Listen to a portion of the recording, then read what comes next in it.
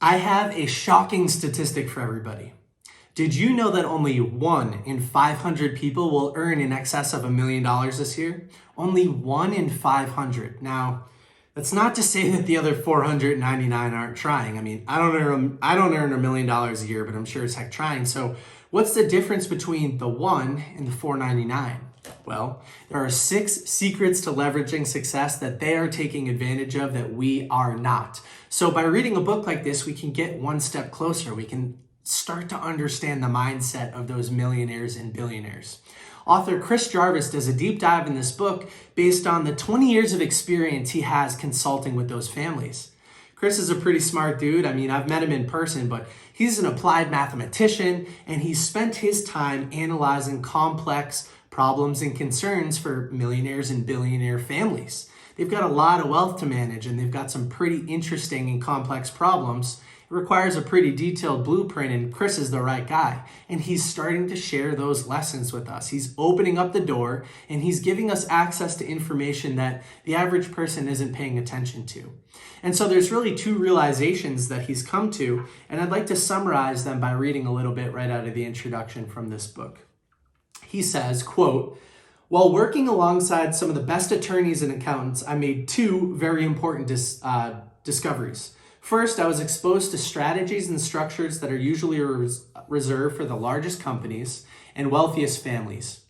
These are the tools that help supercharge wealth accumulation and fortify its preservation. Interestingly, the vast majority of financial services professionals are either unaware or choose not to use these amazing strategies." That's number 1.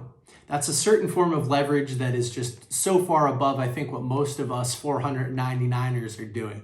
Second, and more important, I learned that most work for the wealthiest families is done in silos. The professional firms are so focused on their own expertise and possibly fearful of the malpractice risk that they ignore the value of financial or insurance products and strategies in their planning. As a result, the financial plans created solely by tax and legal professionals are also limited.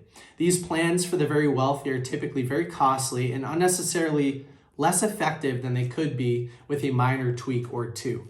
There's this great metaphor in his other book, Giraffe Money, which I did an interview with him on, by the way. You should check it out. Beautiful landscape. We did it in his backyard. You can find it on YouTube or any one of your podcast platforms. And he uses this metaphor essentially where he says, listen, if you're going through a construction plan and you're planning to build something very small, that's okay. Probably doesn't need to be that creative. It's probably not that detailed. But if you're going to build a huge, massive compound, right, you're going to need a very complex and very creative blueprint.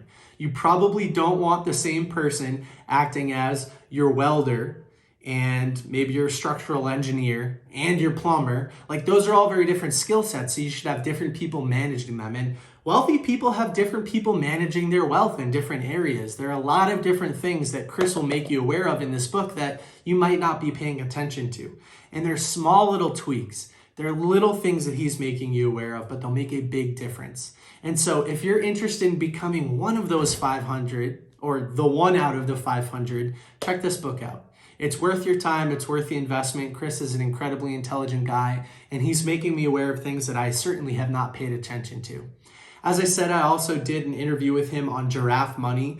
Be the giraffe. I love Chris and his energy and the whole giraffe metaphor. If you want to learn more about that, you can check out my video review about it or the podcast. If you've read this book, drop a comment down below and let me know what you think.